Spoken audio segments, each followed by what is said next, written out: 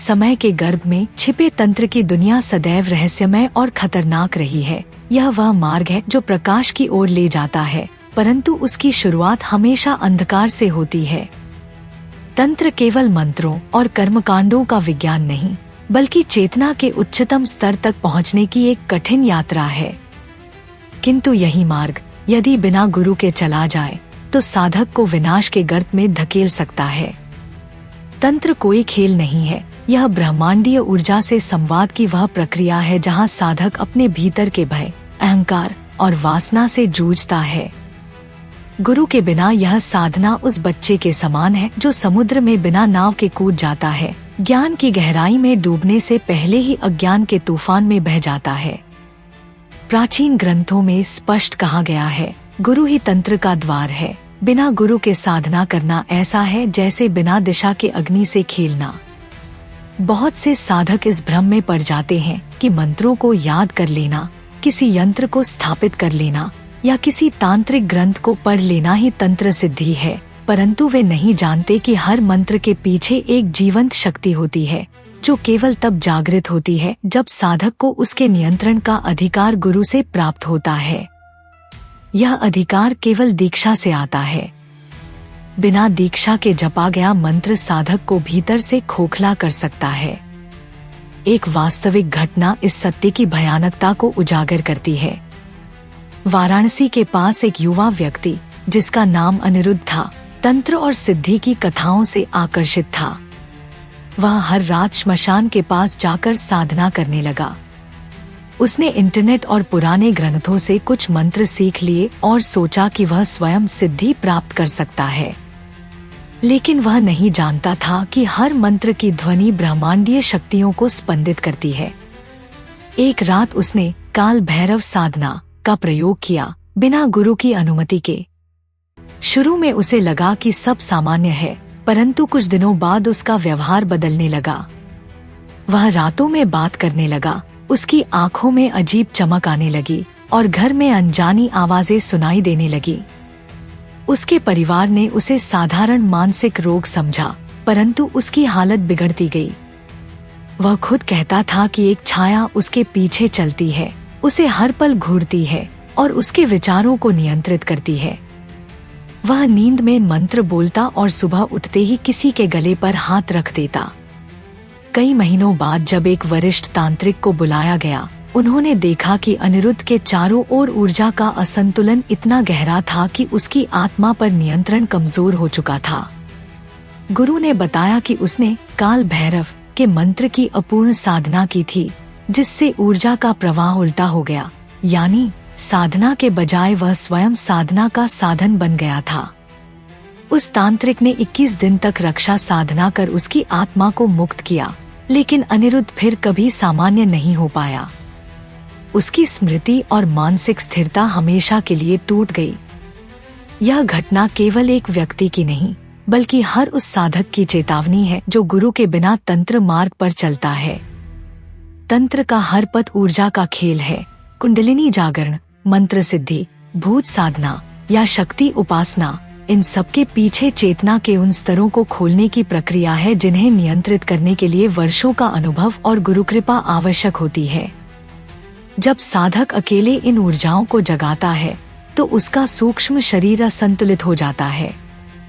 उसे तीव्र भय, अनिद्रा, शरीर में कंपन, अवांछित दृष्टि और कभी-कभी असामान्य घटनाओं का अनुभव होता है। यह सब केवल मानसिक भ्रम नहीं, बल्कि ऊर्जा के असंतुलन का परिणाम है। गुरु ही वह माध्यम है जो साधक के चारों ओर सुरक्षा कवच बनाता है, जिसे गुरु शरण कवच कहा गया है। यह कवच साधक को उन सूक्ष्म शक्तियों से बचाता है जो तंत्र साधना के दौरान प्रकट होती हैं। बिना गुरु के तंत्र करने का एक और खतरा है, अहंकार। साधक जब थोड़ी सी अनुभूति पाता है तो उसे लगता है कि वह सिद्ध हो गया है। यही उसका पतन आरंभ करता है। प्राचीन तांत्रिकों ने चेतावनी दी है, सिद्धि का अनुभव जब बिना गुरु के होता है तो वह विनाश का कारण बनता है। ऊर्जा का असंतुलन साधक को भीतर से तोड़ देता है और उसकी इच्छाएं विकृत रूप ले लेती हैं। कई बार साधक अपनी ही बनाई शक्तियों के शिकार बन जाते हैं। ऐसा कहा जाता है कि कुछ मंत्र तब तक शुद्ध नहीं माने जाते जब तक गुरु अपनी चेतना से उन्हें सींच न दे। रक्षा के लिए क्या किया जाए? पहला नियम, बिना गुरु के किसी भी तंत्र साधना की शुरुआत न करें। यदि साधना का आह्वान भीतर से उठे तो पहले किसी सच्चे गुरु की शरण लें जो दीक्षा दे सके। दूसरा, ऊर्जा अभ्यास से पहले अपने मन, शरीर और जीवन को शुद्ध करें। अहंकार, वासना और भय, ये 3 शत्रु हैं जो साधक को मार्ग से गिरा देते हैं। तीसरा, यदि कभी अनजानी शक्तियां प्रकट हों तो डरे नहीं, उस समय गुरु का नाम, मंत्र या रक्षण स्तोत्र का जाप करें। चौथा, साधना के बाद स्थिरता बनाए रखें, क्योंकि तंत्र केवल जागरण नहीं, नियंत्रण की विद्या है।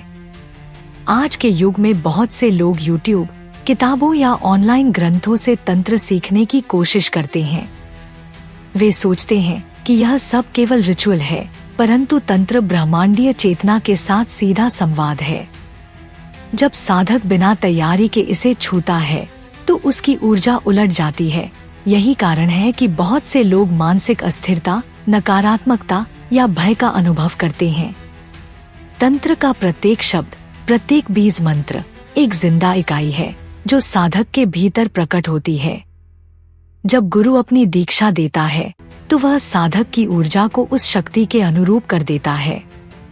यही कारण है कि गुरु को चलते फिरते ब्रह्मा कहा गया है।